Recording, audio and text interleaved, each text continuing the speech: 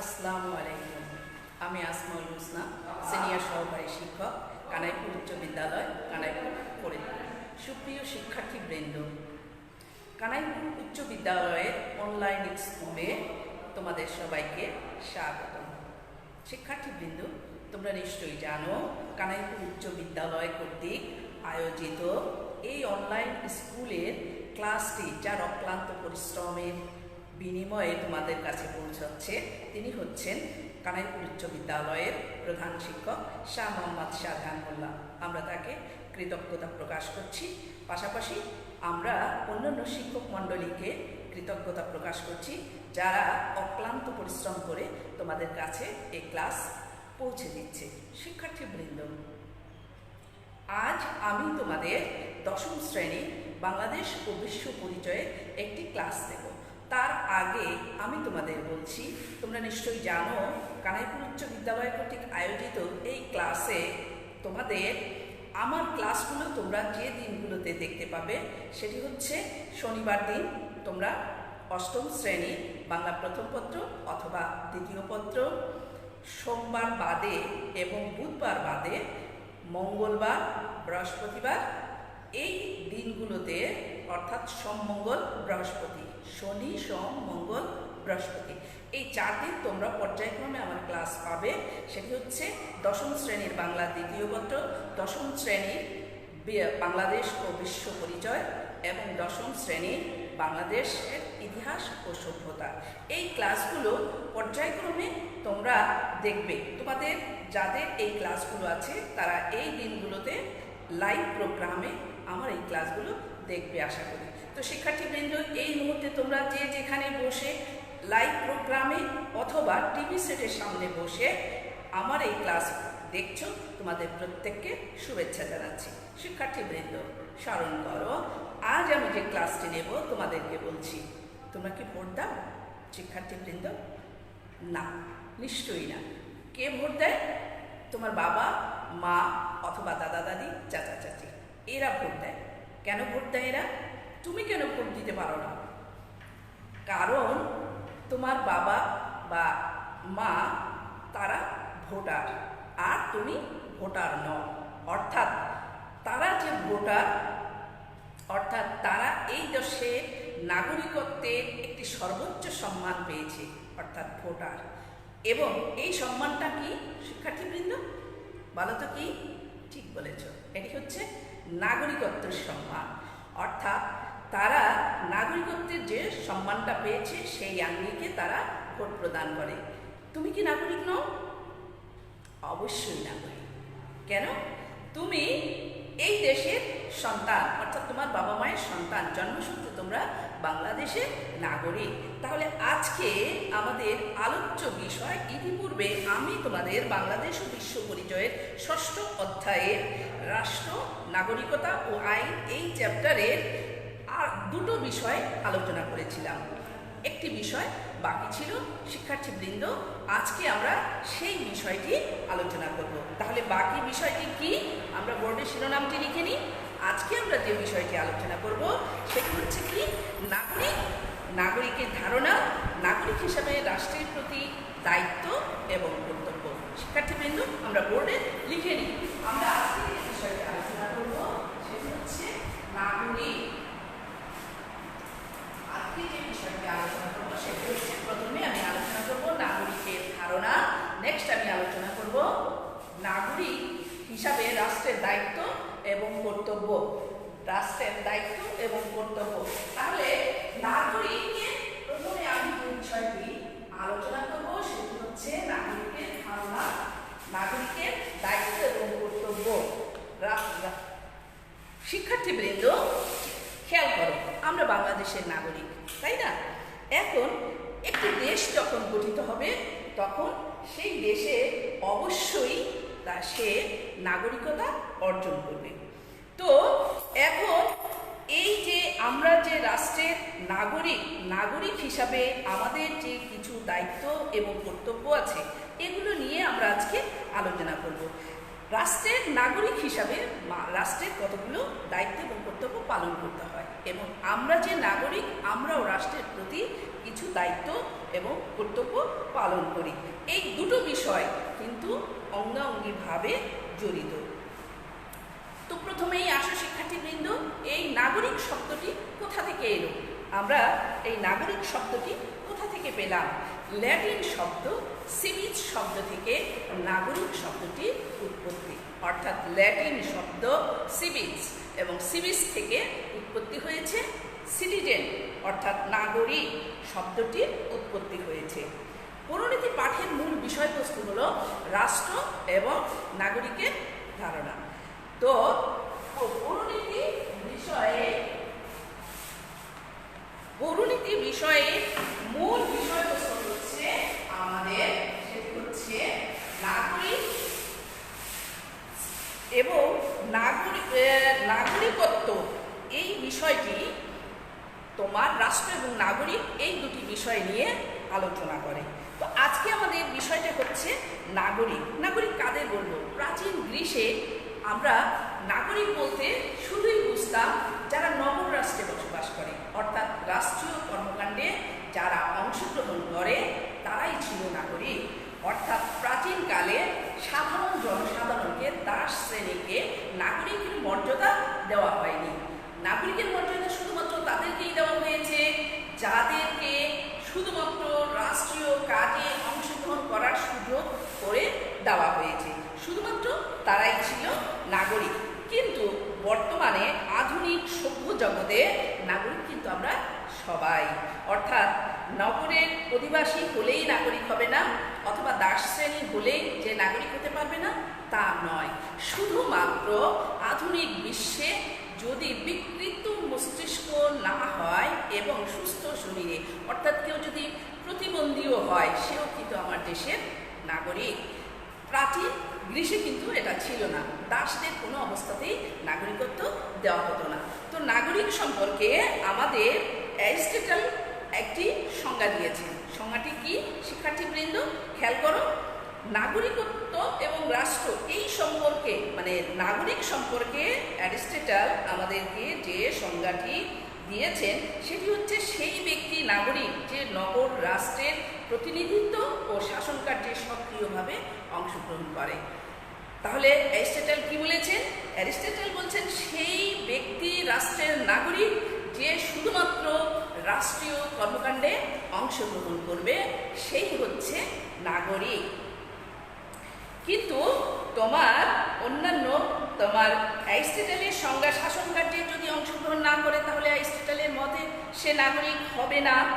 কিন্তু তোমার গ্রিক নগর রাষ্ট্রের যুক্তিতে দাস এবং নারীদের নাগরিক হিসাবে কখনোই গণ্য করা হতো না, কারণ অ্যারিস্টটল যে সংজ্ঞা দিয়েছেন সেই সংজ্ঞায় দাসদের কখনোই নাগরিক হিসাবে গ্রহণ করা হতো না। বর্তমান নগর রাষ্ট্রের স্থলে জাতীয় রাষ্ট্রের উৎপত্তি ঘটেছে। আধুনিক রাষ্ট্রসমূহের আয়তন অনেক বড়, জনসংখ্যাও অনেক বেশি। এই যেমন ধরো আমাদের বাংলাদেশের কথা বলি, বাংলাদেশ যখন স্বাধীন হয় 1971 সালে বাংলাদেশের জনসংখ্যা ছিল 7.5 কোটি, বর্তমানে প্রায় 16 কোটির উপরে। আবার দেখো চীন এবং ভারতের কথা, চীনের জনসংখ্যা প্রায় 120 কোটির উপরে, ভারতেও প্রায় 120 কোটি জনসংখ্যা।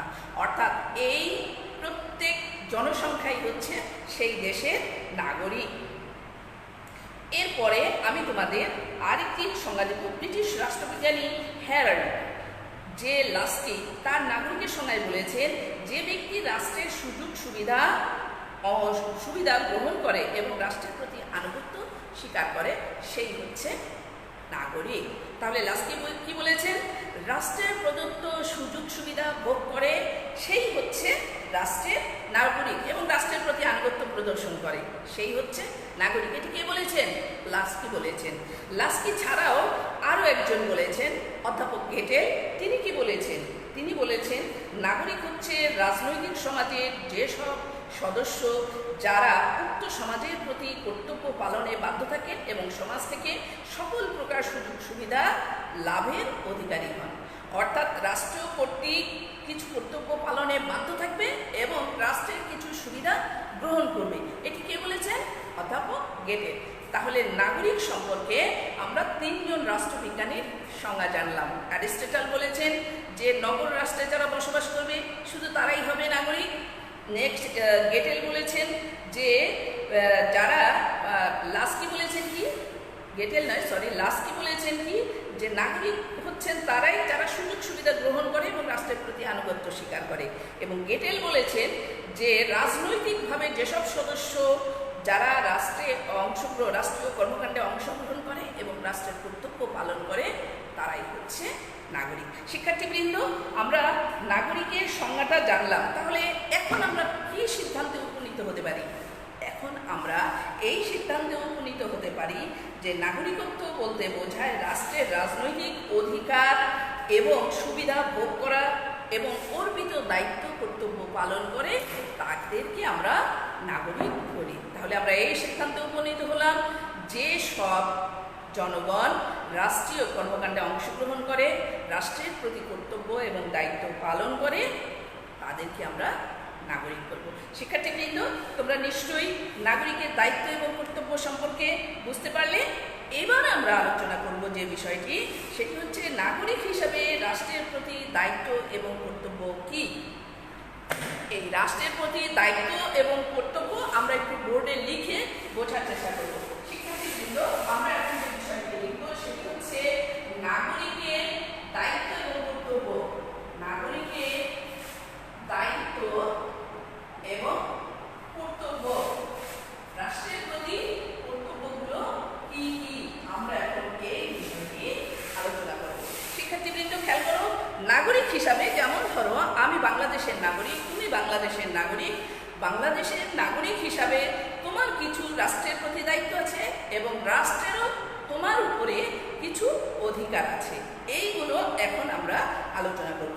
প্রথমেই আসো শিক্ষার্থীবৃন্দ, আমি যদি প্রথমে 1 নাম্বার বলি, তাহলে সবচেয়ে প্রথমে আমাকে বলতে হবে রাষ্ট্রের প্রতি আনুগত্য স্বীকার করা, অর্থাৎ রাষ্ট্রের নির্দেশ মেনে চলা। 1 নাম্বার আমি যদি লিখি রাষ্ট্রের প্রতি, আমরা একটি আলোচনা করব রাষ্ট্রের প্রতি আনুগত্য প্রকাশ করা।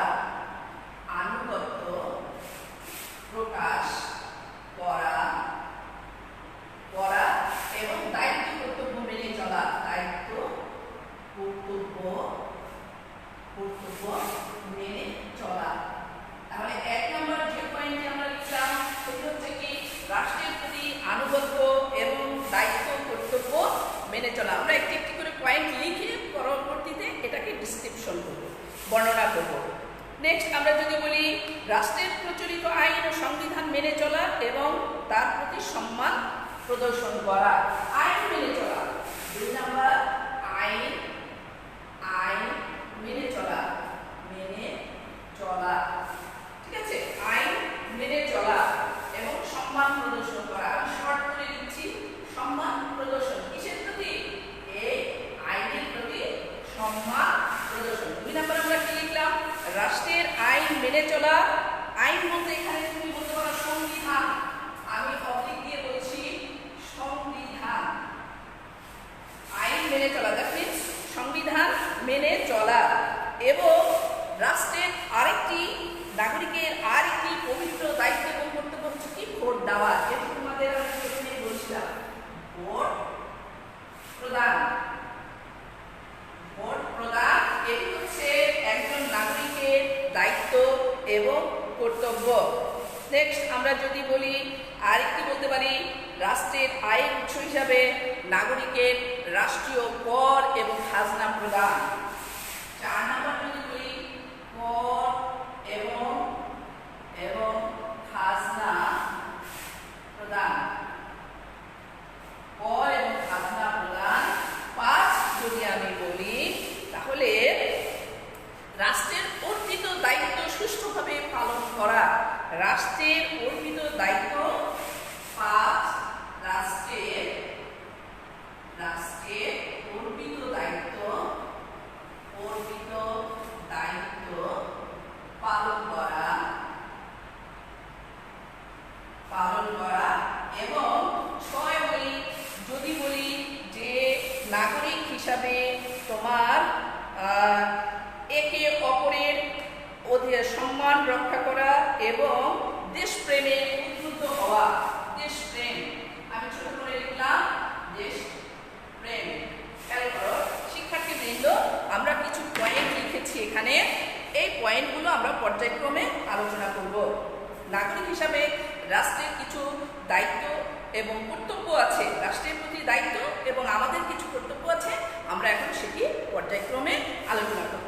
শিক্ষার্থীবৃন্দ খেয়াল করো, প্রথমেই আমি বলেছি কি রাষ্ট্রের প্রতি আনুগত্য প্রকাশ করা, দায়িত্ব কর্তব্য মেনে চলা। শিক্ষার্থীবৃন্দ, রাষ্ট্রের প্রতি আনুগত্য প্রকাশ করা তার মানে হচ্ছে তুমি তোমার সমস্ত কাজে, এই রাষ্ট্র যে কাজ করবে সেই কাজে আমরা আনুগত্য প্রদর্শন করব, মানে আমরা সেটাকে মান্য করে চলব। এই আনুগত্য প্রকাশটা কিরকম হতে পারে?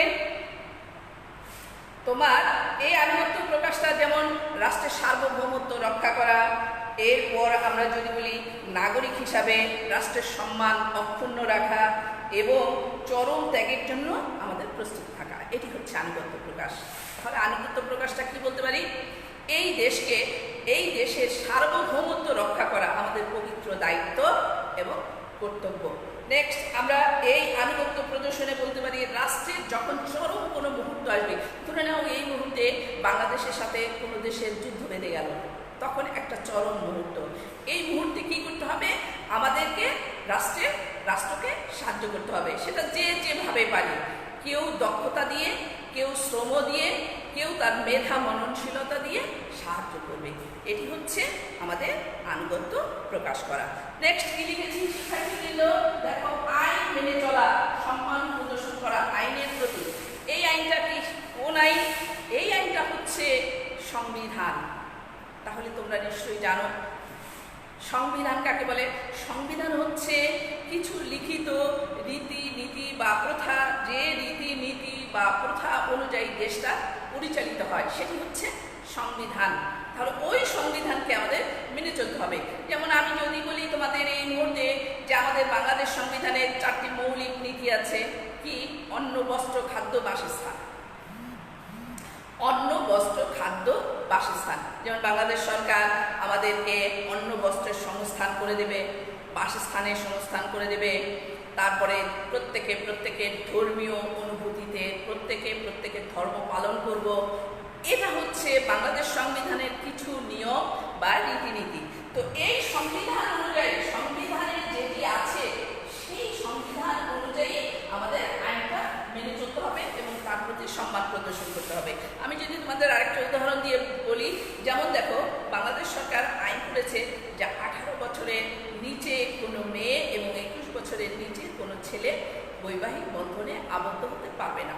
এটি হচ্ছে একটি সরকারি আইন। এটি কি আমাদের মেনে চলা উচিত নাকি উচিত নয়? অবশ্যই উচিত। কেন উচিত? কারণ এটি হচ্ছে বাংলাদেশ সংবিধানের একটি আইন এবং এই সংবিধানের আইনের প্রতি আমাদেরকে কি করতে হবে? সম্মান প্রদর্শন করতে হবে, শ্রদ্ধা এবং সম্মান প্রদর্শন করতে হবে। এটি হচ্ছে তোমার সংবিধান মেনে চলা এবং আইন এর প্রতি সম্মান প্রদর্শন করা। নেক্সট আমরা কি বলেছি? 3 নম্বরে বলেছি কি? ভোট প্রদান। ভোট প্রদান হচ্ছে নাগরিকের পবিত্র দায়িত্ব এবং কর্তব্য। খেয়াল করো শিক্ষার্থীবৃন্দ, তোমার বাবা মা, দাদা দাদি, অর্থাৎ তোমাদের বাসায় 18 বছরের উপরে যারা আছেন তারা নিশ্চয়ই ভোটার, এবং ভোটার হিসাবে এই দেশের প্রতিনিধি বাছাইকরণ প্রক্রিয়ায় অংশগ্রহণ করার অধিকার তাদের আছে এবং এই পবিত্র দায়িত্ব তাদের কাছে আমানত আছে। এই আমানত কোনো অবস্থাতে খেয়ানত করা যাবে না। এই পবিত্র দায়িত্ব তাকে ভোট দিয়ে তার সমর্থনটা জানাতে হবে। সে যেখানেই ভোট দিক, সে আওয়ামী লীগকেও ভোট দিতে পারে, বিএনপিকেও ভোট দিতে পারে, জামাতকেও ভোট দিতে পারে, বা অন্যান্য শরিক দলগুলোকেও ভোট দিতে পারে, অথবা স্বতন্ত্র কোনো প্রার্থীকেও ভোট দিতে পারে। তাহলে ভোট দেওয়াটা হচ্ছে কি? ভোট প্রদান করাটা হচ্ছে পবিত্র দায়িত্ব এবং কর্তব্য কাদের? নাগরিকের। কেন? কারণ রাষ্ট্রের নাগরিক হিসাবে আমরা কিছু দায়িত্ব এবং কর্তব্য পালন করি। সেই কর্তব্য পালনের মধ্যে তোমাদের সুবিবেচনার মাধ্যমে সঠিক বিচার বিবেচনা করে কাকে আমি নির্বাচিত করতে চাই তাকে আমরা এই ভোটটা দিব। শিক্ষার্থীবৃন্দ, তাহলে ভোট প্রদান জিনিসটা অবশ্যই বুঝতে পারলে যে ভোট প্রদানটা কি। নেক্সট আমরা চলে যাব কর এবং খাজনা প্রদান।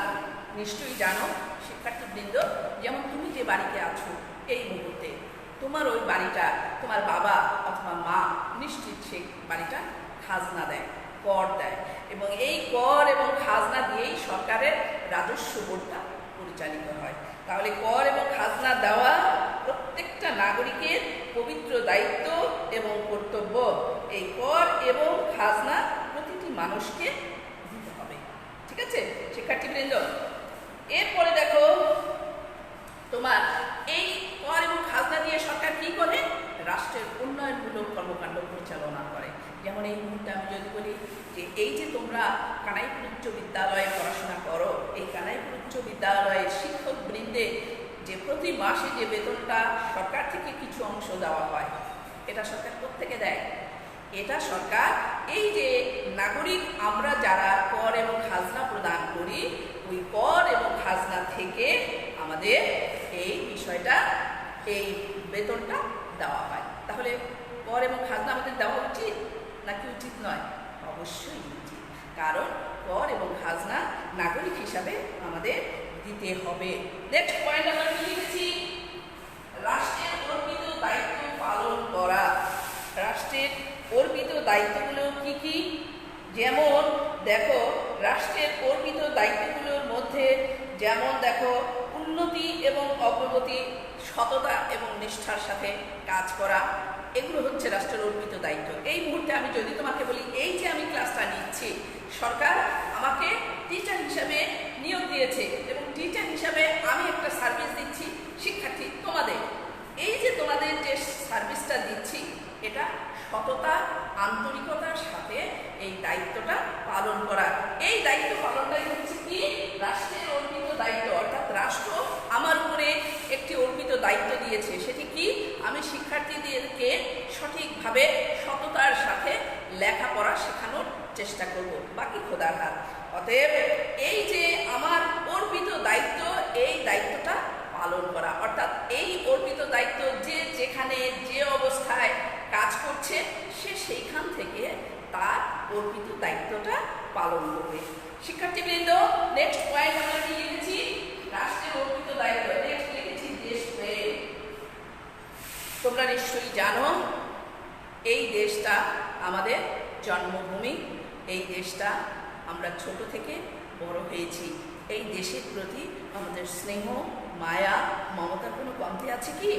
প্রশ্নই আসে না। কারণ এই দেশের প্রতি আমাদের যে মমত্ববোধ, যে মায়া, এটি অন্তর থেকে বেরিয়ে আসবে। প্রতিটি মানুষের উচিত তার দেশের প্রতি মমত্ববোধ থাকা। কেন থাকবে? কারণ এই দেশের আলো, বাতাস, হাওয়া খেয়ে আমরা বড় হয়েছি এবং এই দেশ আমাদেরকে যে সুযোগ করে দিয়েছে, যে সুবিধা করে দিয়েছে, এই মুহূর্তে আমি যদি বলি আমার আর্থিক কর্মসংস্থানের ব্যবস্থা করে দিয়েছে, আমার লেখাপড়ার ব্যবস্থা করেছে এই দেশ, সেই দেশের প্রতি আমরা কি কৃতজ্ঞ থাকবো নাকি থাকবো না? অবশ্যই থাকবো। যেমন তোমাদের যদি বলি যে এই দেশ তোমাদেরকে এই মুহূর্তে প্রযুক্তিগত উন্নয়নের মাধ্যমে তোমরা করোনার প্রাদুর্ভাবের কারণে বিদ্যালয়ে আসতে পারো না, সেই জন্য সরকার তোমাদের এই যে অনলাইনে ক্লাসের ব্যবস্থাটা করে দিয়েছে। এই অনলাইনে ক্লাসের ব্যবস্থা কে করে দিয়েছে? সরকারের মাধ্যমে আমরা আমাদের অর্পিত দায়িত্ব পালন করছি। তাহলে এই দেশ আমাদেরকে এত সুযোগ দিচ্ছে, এত সুবিধা দিচ্ছে, যে সুযোগ সুবিধা এই দেশের আলো, বাতাস, হাওয়া থেকে আমরা পাচ্ছি, সেই দেশের প্রতি আমাদের কি মমত্ববোধ থাকবে নাকি থাকবে না? অবশ্যই থাকবে। প্রাণ খুলে আমরা দেশের প্রতি মমত্ববোধ, দেশপ্রেম করব। এবং দেখো এই যে আমাদের দেশের ছোট ছোট শিশুরা, আগে এই যে 5টা 7টা টিকা দেওয়া হতো না, এই 5টা 7টা টিকা দেওয়ার ফলে এখন আমাদের দেশে শিশু মৃত্যুর হার কিন্তু একদম কম। কারণ এই সরকার, অর্থাৎ এই বাংলাদেশ সরকার আমাদেরকে সেই টিকার ব্যবস্থা করে দিয়েছে। এখন আর শিশুরা কিন্তু সেইভাবে মারা যায় না। তাহলে দেখো রাষ্ট্র আমাদের এই যে বিভিন্ন স্বাস্থ্য ক্ষেত্রে যে সুবিধাগুলো দিয়েছে, এই মুহূর্তে আমি যদি বলি যে এই যে করোনার প্রাদুর্ভাবের কারণে কিছু কিছু এরিয়ায় সরকার লকডাউন ঘোষণা করেছে, সেই সব এলাকার বিদ্যালয়, বিভিন্ন প্রতিষ্ঠান, ব্যাংক, বিমা এগুলো বন্ধ ঘোষণা করেছে। এই যে বন্ধ ঘোষণা করে আর্থিক ক্ষতির সম্মুখীন হয়েও সরকার আমাদের স্বাস্থ্য নিশ্চিত করতে চাচ্ছে, সুস্বাস্থ্য নিশ্চিত করতে চাচ্ছে, অর্থাৎ বাংলাদেশের জনগণ যেন করোনা প্রাদুর্ভাব থেকে দ্রুত মুক্তি পায়। এই যে সুবিধাগুলো দিচ্ছে সরকার আমাদের, এগুলো হচ্ছে রাষ্ট্র আমাদের কিছু দায়িত্ব দিয়েছে, কর্তব্য দিয়েছে, সুবিধা দিয়েছে। আমরা সেই সুবিধার আলোকে রাষ্ট্রের প্রতি কিছু কর্তব্য পালন করছি। এই মুহূর্তে এই করোনার প্রাদুর্ভাব থেকে আমরা কি কর্তব্য পালন করছি শিক্ষার্থীবৃন্দ খেয়াল করো। এই মুহূর্তে আমরা যে কর্তব্যটি পালন করছি সেটা হচ্ছে আমরা অনলাইনের মাধ্যমে ক্লাস নিয়ে তোমাদের কাছে ক্লাসটা পৌঁছে দিচ্ছি। তাহলে এটি সরকার আমাদের সুযোগ করে দিয়েছে। নিশ্চয়ই আমরা এই সুযোগের কারণে নাগরিক হিসাবে এই দেশের প্রতি আমাদের অত্যন্ত মমত্ববোধ থাকবে এবং আমরা আশা করব তোমাদের প্রত্যেকের মধ্যে এই মমত্ববোধটা জাগ্রত করবে এবং উদ্বুদ্ধ হবে তোমরা দেশপ্রেমিক। শিক্ষার্থীবৃন্দ, আমাদের আজকে যে শিখন ফলটি ছিল সেই শিখন ফলটি ছিল নাগরিক কাকে বলে, নাগরিকের সংজ্ঞা, নাগরিকের ধারণা এবং নাগরিক ও রাষ্ট্রের দায়িত্ব এবং কর্তব্য কি বিশ্লেষণ করো। এই শিখন ফলটা আমাদের অর্জিত হয়েছে কিনা নিশ্চয়ই আমি আশা করবো শিক্ষার্থীবৃন্দ আমাদের এই শিখন ফলটি অর্জিত হয়েছে। আমি এখন তোমাদের সাথে এই চ্যাপ্টারের একটি সৃজনশীল প্রশ্ন নিয়ে আলোচনা করব। সেটি হচ্ছে একটি বিশেষ কারণ তোমরা সায়েন্সের স্টুডেন্ট, তোমরা বিজ্ঞান বিভাগের স্টুডেন্ট, তোমাদের পরীক্ষায় অধিক নম্বর পাওয়া প্রত্যেকের একটা আশা যে তোমরা কিভাবে অধিক নম্বর পাবে। তো আমি এই জন্য তোমাদের অধিক নম্বর পাওয়ার জন্য আমি একটি সৃজনশীল প্রশ্ন নিয়ে তোমাদের সাথে আলোচনা করব। এই সৃজনশীল প্রশ্নটি কিভাবে লিখতে হয় এবং কিভাবে লিখবে আমি এখন সেটি তোমাদের কাছে আলোচনা করব। শিক্ষার্থীবৃন্দ, একটি সৃজনশীল প্রশ্ন আমি যদি এই মুহূর্তে তোমাদের বইয়ে থেকে দেখাই, দেখো সৃজনশীল প্রশ্ন 1, আমি এই প্রশ্নটি তোমাদের পড়ে শোনাচ্ছি এবং এই প্রশ্নটির উত্তর আমি তোমাদেরকে সঠিকভাবে করে দেব। খেয়াল করো, এখানে প্রশ্নটি হচ্ছে ক রাষ্ট্রের জনগণ কর্তৃক নির্বাচিত একজন প্রতিনিধি মোবারক হোসেন শ্রমনীতি প্রণয়ন, বয়স্ক ভাতা ও পেনশন বৃদ্ধির জন্য আইন প্রণয়নে অংশগ্রহণ করেন। মহারাষ্ট্রের সরকারের দুটি নতুন হাসপাতাল বিনামূল্যে ছাত্রছাত্রীদের জন্য বই বিতরণ এবং বাল্য বিবাহ রোধে আইন প্রণয়ন করেন। এবার দেখো আমাদের প্রশ্নটি হচ্ছে স্বয়ংসম্পূর্ণ জীবনের জন্য কতিপয় পরিবার ও গ্রামের সমন্বয়ে গঠিত সংগঠন কি রাষ্ট্র। প্রথম প্রশ্ন, আমি সৃজনশীল প্রশ্নের উদ্দীপকটি তোমাদেরকে পড়ে শোনালাম। এবার আমি তোমাদের সৃজনশীল প্রশ্নের উত্তরগুলো সঠিকভাবে দেওয়ার চেষ্টা করব।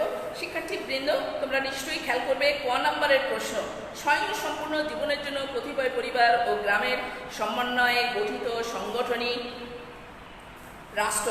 উক্তিটি কার? তোমরা নিশ্চয়ই জানো এই উক্তিটি আমি তোমাদের পড়িয়েছি। এই উক্তিটি কার? অর্থাৎ ক নম্বর প্রশ্নের উত্তরটি অবশ্যই মুখস্থ নির্ভর অথবা স্মৃতি নির্ভর। তাহলে ক নম্বরের প্রশ্নের উত্তরটি কি হবে? স্মৃতি নির্ভর অথবা মুখস্থ নির্ভর। এটা তুমি পূর্বে পড়েছ, সেই জিনিসটা উত্তর দিবে। ঠিক আছে শিক্ষার্থীবৃন্দ, নেক্সট আমরা দেখো তাহলে স্বয়ংসম্পূর্ণ জীবনের জন্য কতিপয় পরিবার ও গ্রামের সমন্বয়ে গঠিত সংগঠনটি হচ্ছে পরিবার। এই উক্তিটি তোমাদের বইয়ে লেখা আছে, নিঃসন্দেহে তোমরা পারবে। আমি চলে যাই দ্বিতীয় প্রশ্নে। দ্বিতীয় প্রশ্নটি হচ্ছে নাগরিকত্ব ধারণাটি কি ব্যাখ্যা করো। এই মুহূর্তে আমি তোমাদের নাগরিকত্ব বিষয়টি পড়িয়েছি। নাগরিকত্বের ধারণাটি কি ব্যাখ্যা করো।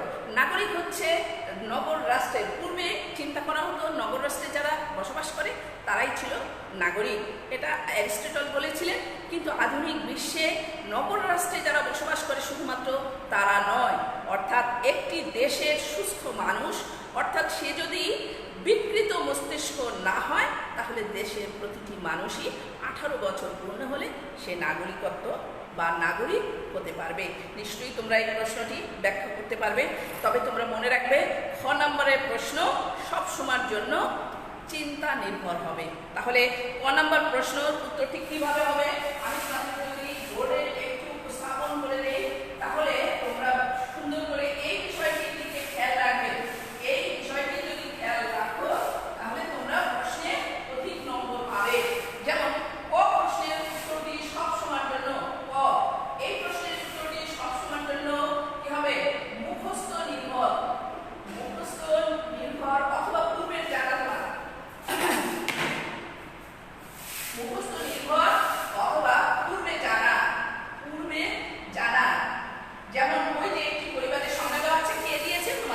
লেখা আছে, অতএব এটি যদি যখন তুমি পড়বে নিশ্চিত পারবে।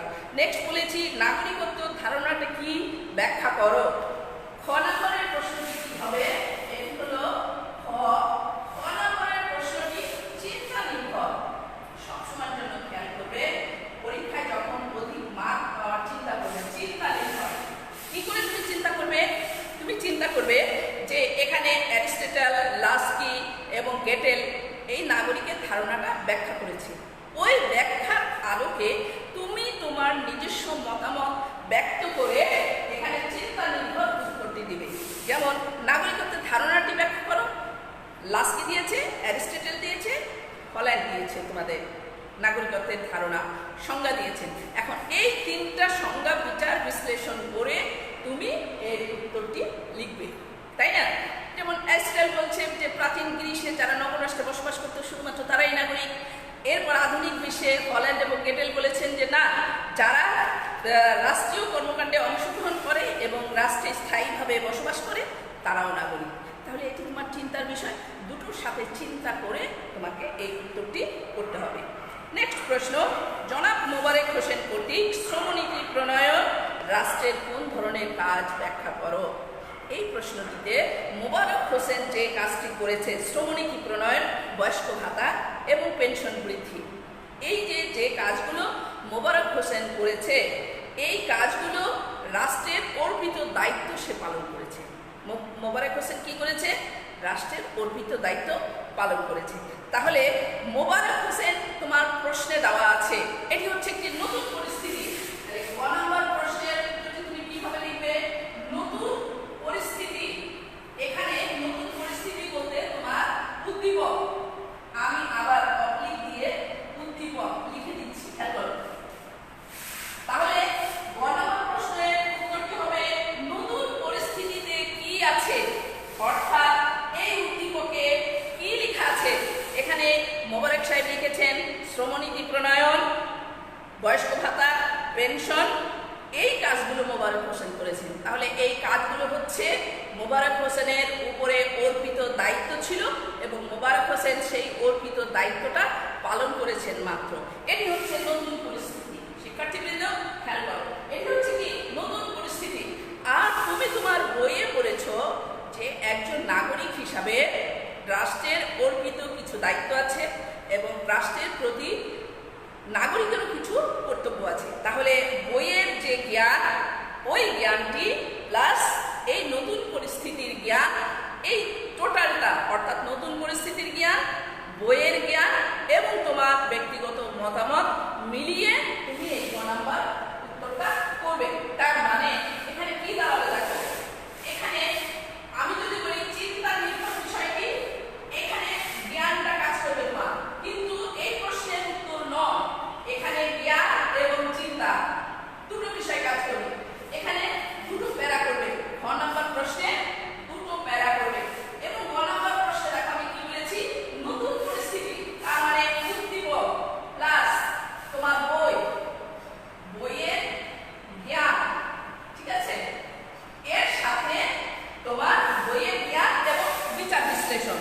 আরেকটা কথা আমি তোমাদের এখানে লিখে দিই, এবং সংশ্লেষণ বা বিশ্লেষণ, এখানে ব্যাখ্যা। তাহলে কি হলো, কয়টা জিনিস হলো এখানে হলো দেখো উদ্দীপক। তাহলে নতুন পরিস্থিতি, এটি হচ্ছে উদ্দীপক প্লাস বইয়ের জ্ঞান, বইয়ে কিছু বিষয় লেখা আছে এবং উদ্দীপক, বইয়ের জ্ঞান, এই দুটো অ্যাডজাস্ট করে এখানে ব্যাখ্যা করবে। তার মানে এখানে কয়টি প্যারা হলো? 3টি প্যারা। তাহলে গ নম্বর প্রশ্নের উত্তরে অধিক নম্বর পেতে হলে তোমাকে এই 3টি প্যারা প্রশ্নের উত্তরটি করতে হবে। নেক্সট দেখো, লাস্ট যে প্রশ্নটি আছে সেটি হচ্ছে অনুচ্ছেদের আলোকে পররাষ্ট্র কি কল্যাণমূলক রাষ্ট্র বলা যায়? উত্তরের সপক্ষে যুক্তি দাও। তাহলে পররাষ্ট্র হচ্ছে মোবারক হোসেন, এবং মোবারক হোসেন যে কাজগুলো করছে ওই দেশের জনগণের উন্নতি এবং কল্যাণ সাধনের জন্য। তাহলে যে কোনো রাষ্ট্র যদি উন্নতি এবং কল্যাণ সাধনের জন্য করে থাকে তাহলে অবশ্যই সেটি কল্যাণমূলক রাষ্ট্র। তাহলে উত্তরের প্রথমেই তুমি কি করবে? উত্তরের প্রথমেই তুমি সঠিক উত্তরটা দিয়ে নেবে। হ্যাঁ, মোবারক হোসেন যে রাষ্ট্রে বসবাস করে, অর্থাৎ ক রাষ্ট্রটি হচ্ছে কল্যাণমূলক রাষ্ট্র। ঠিক আছে শিক্ষার্থীবৃন্দ, এখন তুমি খেয়াল করো, এই যে কল্যাণমূলক রাষ্ট্র তুমি লিখলে, কেন তুমি কল্যাণমূলক রাষ্ট্র লিখলে? তার মানে এই উদ্দীপকে তোমার কিছু জিনিস দেওয়া আছে। এই উদ্দীপকে, এই যে উদ্দীপকটা খেয়াল করো শিক্ষার্থীবৃন্দ, এই উদ্দীপকে দেওয়া আছে শ্রমনীতি প্রণয়ন, বয়স্ক ভাতা এবং পেনশন বৃদ্ধির জন্য আইন প্রণয়নে অংশগ্রহণ করেছে। তাহলে এই কাজগুলো অবশ্যই কল্যাণমূলক। এই কল্যাণমূলক, তাহলে এখানে ক নাম্বার প্রশ্নের উত্তরে তুমি কি লিখবে? তোমার এখানে থাকবে নতুন পরিস্থিতি। খেয়াল করো, নতুন পরিস্থিতি তুমি অ্যাড করবে। নতুন পরিস্থিতি এর সাথে, নতুন পরিস্থিতি বলতে কি উদ্দীপক, তাহলে নতুন পরিস্থিতি প্লাস বইয়ের জ্ঞান, বইয়ের জ্ঞান একটি বেলা। নেক্সট হলো বিচার বিশ্লেষণ, বিচার করবে অথবা বিশ্লেষণ করবে, বিশ্লেষণ অথবা ব্যাখ্যা, বিচার বিশ্লেষণ ব্যাখ্যা প্লাস তোমার মতামত, মতামত তোমার মতামত। খেয়াল করো শিক্ষার্থীবৃন্দ, তাহলে নতুন পরিস্থিতি, বইয়ের জ্ঞান, বিচার বিশ্লেষণ এবং ব্যাখ্যা মানে তোমার মতামত। একটি দাও তোমার মতামত, আমি ব্যাখ্যাটা তুলে দিই, মতামত। তাহলে দেখো 9 নম্বর প্রশ্নের উত্তর তোমার কি হবে? আমি আবার বলছি শিক্ষার্থীবৃন্দ, 9 নম্বর প্রশ্নের উত্তরে তুমি কি করবে? যেমন এখানে বলেছে যে রাষ্ট্র কি কল্যাণমূলক, আগে উত্তরটা দিয়ে নেবে ইয়েস অর নট। হ্যাঁ, পররাষ্ট্রটি কল্যাণমূলক। উত্তরের সপক্ষে যুক্তি দাও। যদি বলতো বিপক্ষে, তাহলে তুমি বিপক্ষে চলে যেতে। যেহেতু বলেছে সপক্ষে যুক্তি দাও, তাহলে সপক্ষে তুমি কি যুক্তি দিবে? মোবারক হোসেন শ্রমনীতি করেছেন, তারপরে বয়স্ক ভাতা দিয়েছেন, পেনশন বৃদ্ধি করেছেন। এই 3 থেকে 4টা জিনিস মোবারক হোসেন করেছেন। তাহলে এই কাজগুলো যে কোনো কল্যাণকর রাষ্ট্রে করা উচিত। তো মোবারক হোসেন যেহেতু কল্যাণকর রাষ্ট্রের জন্য এগুলো করেছেন, অতএব এটি কল্যাণমূলক রাষ্ট্র। তাহলে এটি তুমি কিভাবে বিচার বিশ্লেষণ করবে? এটি হলো নতুন পরিস্থিতি, দ্যাট মিনস উদ্দীপক। উদ্দীপকে কি আছে সেটি। এরপর তোমার বইয়ের জ্ঞান কি আছে, বইয়ে কি কি করলে কল্যাণমূলক রাষ্ট্র হয়। এই বইয়ের জ্ঞান বলতে এখানে কল্যাণমূলক রাষ্ট্র হবে কি কি কাজ করলে, সেটি বইয়ে দেওয়া আছে। তাহলে ওই উদ্দীপক, কল্যাণমূলক রাষ্ট্র। এরপর তুমি এই দুটাকে বিচার বিশ্লেষণ করবা যে মোবারক হোসেন যে কাজটি করেছে সেটি কি আসলেই কল্যাণমূলক কিনা। এই বিচার বিশ্লেষণ করবা মানে ব্যাখ্যা দিবা। ব্যাখ্যা দেওয়ার পরে তোমার উত্তরের সপক্ষে এরপর তুমি তোমার নিজস্ব মতামত দিবা। তাহলে 1, 2, 3, 4 নম্বরে কটি প্যারা হবে শিক্ষার্থীবৃন্দ? 4টি প্যারা। আমি তোমাদের এই উদ্দীপকটি করে তোমাদের এই যে বিষয়গুলো আমি বললাম সেটি একটি কথাই চিন্তা করে, সেটি হচ্ছে তোমাদের অধিক নম্বর পাওয়ার জন্য। আমি আবার তোমাদের বিষয়গুলো পুনরায় একটু বলে দিচ্ছি। দেখো, একটি সৃজনশীল প্রশ্নে ক নাম্বার যে প্রশ্নটি থাকবে সেই প্রশ্নের উত্তরটি তুমি সব সময় দেখবা যে মুখস্থ, তোমার পূর্বে জানা আছে, পূর্বে জানা অথবা মুখস্থ নির্ভর। এরকম যেমন এখানে লিখেছে যে স্বয়ংসম্পূর্ণ জীবনের জন্য কতিপয় পরিবার গ্রামের সমন্বয় সংগঠনই হচ্ছে পরিবার। এটি কার উক্তি? এটি তোমার বইয়ে দেওয়া আছে। তার মানে এটি তুমি মুখস্থ করবে অথবা তুমি পূর্বেই জেনেছো। নেক্সট, খ নম্বর প্রশ্নটি কি করে লিখবে? চিন্তা নির্ভর। কিসের উপর চিন্তা করবে? যেমন এখানে দেওয়া আছে নাগরিকত্ব ধারণাটি ব্যাখ্যা করো। নাগরিকত্ব ধারণাটি তোমার এখানে, আমি এই যে আজকের ক্লাসে তোমাদের সাথে আলোচনা করলাম, নাগরিক কাকে বলে? যে রাষ্ট্রে স্থায়ীভাবে বসবাস করে, রাষ্ট্রের কর্তৃত্ব দায়িত্ব পালন করে এবং রাষ্ট্র তার প্রতি কিছু দায়িত্ব দিয়েছে, সেই দায়িত্ব সে পালন করে এবং নাগরিক রাষ্ট্রের প্রতি কিছু দায়িত্ব পালন করে। এটি তোমার বইয়ে দেওয়া আছে। তাহলে এই বিষয়টি চিন্তা করে তুমি তোমার নিজস্ব বিবেক বুদ্ধি দিয়ে লিখবা। তাহলে এই চিন্তা নির্ভর বিষয়টি কি? জ্ঞান। এই যে তুমি আগে করেছো জ্ঞানটা, এখানে কি তুমি আগেই করেছো নাগরিক কি, নাগরিক কাকে, নাগরিকের ধারণা করেছো, সেটি হচ্ছে জ্ঞান। আর এর পরের বিষয়টি হচ্ছে চিন্তা। হচ্ছে চিন্তা। এর পরের বিষয়টি তুমি কিভাবে চিন্তা করবে? বইয়ে কি পড়েছো, বিভিন্ন লেখক কি বলেছেন, দুইটার সাথে সমন্বয় করে এই প্রশ্নটি উত্তর দিবে। নেক্সট, গ নম্বর প্রশ্নটি। গ নম্বর প্রশ্নটি হলো তোমার উদ্দীপকে যেটি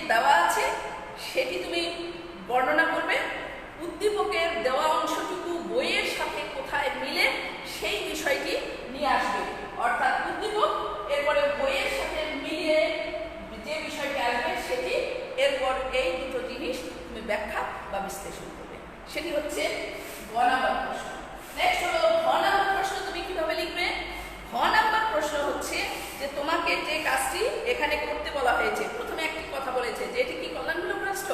তুমি আগেই তোমার বইয়ের জ্ঞান দিয়ে বলবে ইয়েস অর নট, হ্যাঁ এটি কল্যাণমূলক, অথবা বলবে না এটি কল্যাণমূলক নয়। তাহলে মোবারক হোসেন যে কাজটি করেছে এটি হচ্ছে কল্যাণমূলক। তাহলে তুমি প্রথমেই উত্তর দিবে যে মোবারক হোসেন, নতুন পরিস্থিতিতে দেখবে যে মোবারক হোসেন কি কি কাজ করেছে, তাহলে মোবারক হোসেন যে কাজটি করেছে সেটি কল্যাণমূলক। তাহলে তুমি প্রথমেই বলবে যে মোবারক হোসেনের কাজটি হচ্ছে কল্যাণমূলক।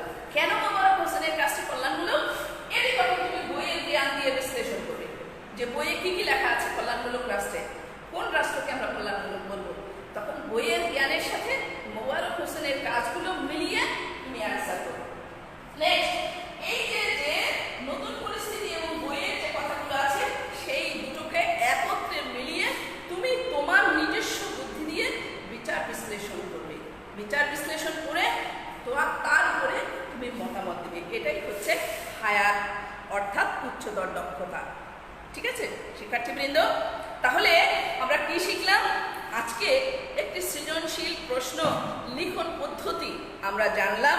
আমাদের আজকে যে শিখন ফলটি ছিল সেটি ছিল হলো নাগরিক কি, নাগরিকের সংজ্ঞা লিখতে পারবো, নাগরিকের প্রতি অর্পিত দায়িত্ব এবং রাষ্ট্রের অর্পিত দায়িত্ব এবং নাগরিকের কর্তব্য পালন কি সেটি লিখতে পারবো। আমরা এই দুটি শিখন ফল নিয়ে আজকে কাজ করেছি। পাশাপাশি একটি সৃজনশীল প্রশ্নের উত্তর কিভাবে লিখতে হবে, কিভাবে অধিক নম্বর পাওয়া যাবে, আমি সেই বিষয়টি নিয়ে তোমাদের সাথে আলোচনা করলাম। শিক্ষার্থীবৃন্দ, আমাদের এই বাংলাদেশ ও বিশ্ব পরিচয় ষষ্ঠ অধ্যায়ে আমি তোমাদের এই ষষ্ঠ অধ্যায়ের উপরে 3টি ক্লাস নিলাম। এই 3টি ক্লাস আমি আশা করি তোমাদের এই অধ্যায়টি সম্পন্ন হবে। তারপরেও যদি তোমাদের কোনো সমস্যা থাকে তাহলে তোমরা আমাকে কন্ট্যাক্ট নাম্বারে অথবা অনলাইনে ফোন করতে পারো অথবা কমেন্ট করে জানিয়ে দিতে পারো যে তোমাদের এই জায়গাটায় সমস্যা আছে। আমি সেইটা সমাধান দেওয়ার চেষ্টা করব। আমার ফোন নাম্বারটা আমি বলে দিচ্ছি 01736785981। এই নাম্বারে তোমরা আমার সাথে যোগাযোগ করে তোমাদের যদি কোনো সমস্যা থাকে তাহলে সেই সমস্যা আমি সলভ করার চেষ্টা করব। শিক্ষার্থীবৃন্দ, তোমরা অবশ্যই বাড়িতে সুস্থ শরীরে সুস্থ অবস্থায় থাকবে, স্বাস্থ্যবিধি মেনে চলবে, বারবার সাবান পানি দিয়ে হাত ধোবে, প্রয়োজন ছাড়া কখনো বাইরে যাবে না, যখনই যাও তখন অবশ্যই মাস্ক পরিধান করবে। পাশাপাশি তোমাদেরকে আবারও বলছি, শনি, সোম, মঙ্গল এবং বৃহস্পতি এই 4 দিন তোমাদের সাথে আমার ক্লাস আছে। বিশেষ করে অষ্টম এবং দশম শ্রেণীর ক্লাস আছে। বাংলা প্রথম পত্র, দ্বিতীয় পত্র এবং বাংলাদেশের ইতিহাস ও সভ্যতা আর বাংলাদেশ বিশ্ব পরিচয়। আশা করি তোমরা আমার এই ক্লাসগুলো দেখবে এবং প্রয়োজনে যদি কোনো ক্লাসে কোনো সমস্যা থেকে থাকে প্রয়োজনে তোমরা আমার সঙ্গে অথবা প্রধান শিক্ষক মহোদয়ের সঙ্গে ফোনে তোমরা সমস্যা জানাবে এবং সমাধান দেওয়ার চেষ্টা করবো ইনশাল্লাহ। তোমরা সবাই ভালো থেকো, সুস্থ থেকো। আল্লাহ হাফিজ।